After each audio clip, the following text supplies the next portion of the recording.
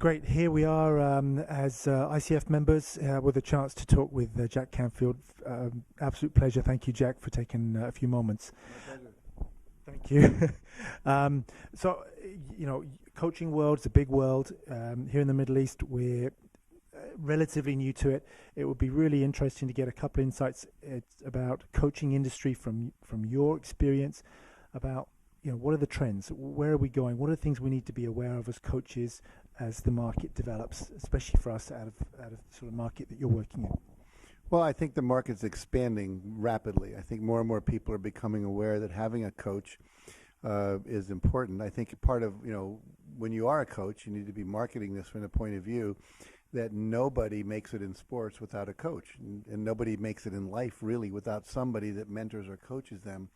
And the value of a coach is the coach can see things that other people can't see. If you go to have your golf swing looked at by a golf pro, they can see things that you can't see, and they have made a profession of being supportive and helping people work through their blocks, work through solving the problems they have. So I think the biggest challenge in coaching right now is learning how to market this in such a way that people realize the value in it. I have friends who are coaches that have people that pay them $100,000 a year to be in their coaching programs. You only have to have 5 coachees in order to be very successful doing that. But what they've been able to do is prove to the people the value. So if I'm selling you something that's going to make you a millionaire, what's that worth to you? And so a lot of people, because we haven't had the experience of coaching growing up, we often feel like it's not that valuable if you've never experienced it as a client. And so the coaches, I think the biggest thing you have to do is realize that it's important to market this correctly and enroll people correctly in it. I have a friend, he has a website called coacheswithclients.com, and so there are things you can learn. I think a lot of times coaches are people that are so into helping people, they don't want to look commercial. They don't want to look like they're greedy. They want to look like they're coming from love. And so they don't end up marketing and selling and enrolling at a level that really makes their life worthwhile. And here's the thing I would say is you have to think about that what you have is so valuable that if you're not enrolling people, you are doing them a disservice. Mm-hmm. It's like having the cure to cancer and going like, well, I don't want to tell anyone I have it. It might upset them. I don't want to look pushy. You know what I mean? So I think that's a big issue. The other thing I see that's happening with coaching is there's a lot more going on now with telecoaching and with coaching online.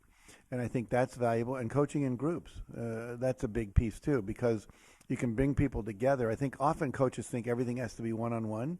And I think that's a mistake, because if you go out and you speak, people want to come and hear you. Then they know you have value, and then you can say, and by the way, I coach people, and you get a lot more people.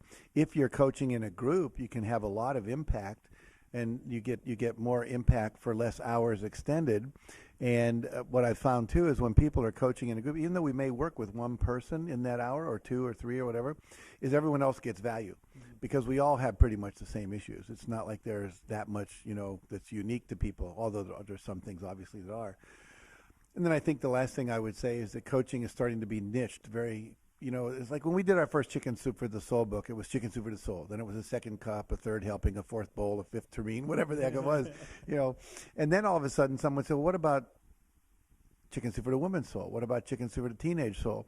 So we started doing these niche books, and all of a sudden people are going, wow, that's for me. It got named for me. So if we do coaching for executive women, or we do coaching for, kids that are coming out of transitioning from college, or coaching for people that are transitioning in their careers, if we have niche marketing program, we pretty much do the same coaching, but it's really about how people become identified with us.